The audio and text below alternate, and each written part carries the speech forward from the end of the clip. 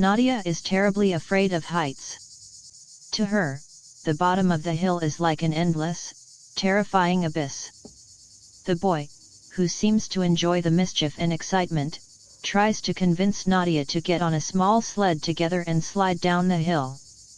Nadia watches in fear and holds her breath.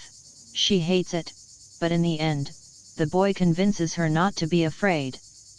The boy puts Nadia on the sled, wraps his arms tightly around her waist, and they slide down at breakneck speed. As the sled flies over the frozen surface like an arrow released from a bow, the wind whips them with terrifying force and strange sounds ring in their ears. At the moment when Nadia closes her eyes from fear and the crazy speed of the sled and thinks that she is done, the boy whispers very softly in her ear, "I love you, Nadia." When they reach the bottom, Nadia is half-faced, pale, and trembling, with eyes still wide with fear. She looks at the boy and says that she is not ready to repeat this terrifying experience. But a big question is etched on her face. Did she really hear that sentence, or was she just hallucinating from the fear and the sound of the wind? The boy explains. After we reached the bottom of the hill, Nadia was not feeling well at all. Her color was as white as snow and she was panting. But the strangest part of the story was that when she came to her senses a little, she stared at me with a questioning and suspicious look. It was clear that a big question was swirling in her head. Did I really hear those 3 words, or was I hallucinating from the sheer fear and the whistling sound of the wind? I, in the role of a carefree and calm person, stood next to her, lit a cigarette and, as if nothing had happened, stared intently at my gloves. Nadia put her hand on my arm and we walked a little along the slope of the hill. I could see how she was struggling with herself. She wanted to ask, but she was embarrassed. This riddle seemed to have become the most important thing in the world to her. Seeing how much this silence was bothering her, I decided to continue the game. We climbed the stairs together again.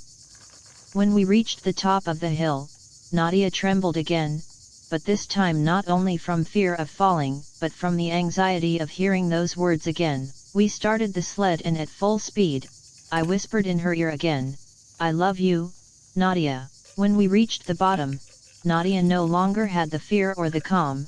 She was more confused than ever. She looked at my calm face and asked in her mind, was it me or the wind? It was as if this ambiguity was tormenting her and had become an addiction for her at the same time. She could no longer give me the right answer to my ordinary questions, as if her whole world had been summed up in those 3 words. Nadia had reached a dead end. This game of hearing or not hearing, the wind or the boy, had become her entire mental preoccupation. One day around noon, when there was still no sign of me, Nadia came to the slide all by herself. I could see her looking at me doubtfully from afar. Her face was as white as snow and her body was trembling with fear of loneliness. She was determined to find out whether she would hear that sentence again in my absence. With a face pale with fear, she sat on the sled, closed her eyes tightly, and without looking back, threw herself into the heart of terror. The sled accelerated rapidly and rolled down the hill. When she reached the bottom, I saw her get up from the sled, exhausted. Her face was completely confused. It was as if the fear of falling had disturbed all her senses and she did not even know whether she had heard those words or not. That day, Nadia did not get an answer, but this thirst for hearing those words took root in her like a strong addiction. With the arrival of March, spring slowly arrived. The sun grew warmer and the snow on the hill began to melt. Now it was impossible to slide and our mental game was forced to stop. Nadia no longer had the sound of the wind, nor my presence, to whisper those words in her ear. I was also slowly getting ready to leave the city for Petersburg forever. 2 or 3 days before my trip, I was in the yard of my house, the place separated from Nadia's house by only a high wooden wall. It was mid-spring, the trees were still in hibernation, but the scent of spring was in the air. I peeked through the crack in the wall. I saw Nadia standing on the porch, looking at the sky with sad and depressed eyes.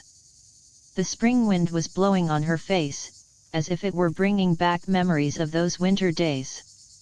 For a moment, I saw Nadia stretch her arms forward, as if she were begging the wind to repeat those 3 words to her again. A tear even fell down her cheek. Unable to bear it, I waited for the wind to blow again and, as I was hiding, I whispered very softly, "I love you, Nadia." Nadia's reaction was incredible. She screamed with joy, laughed and, with a face shining with excitement, opened her arms to the wind. It was as if she was the happiest person on earth at that moment. I didn't hesitate any longer and started packing my travel gear. Now, years have passed since that day. Nadia is married, has several children and lives her normal life. But I have no doubt that those moments of sliding and those mysterious whispers in the wind are still the most beautiful and exciting memories of her life. Now that I have reached an age, I sometimes wonder why I made that joke and why I played with a young girl's feelings in such a way. Perhaps this was the biggest little joke of my life, which became an eternal truth for him.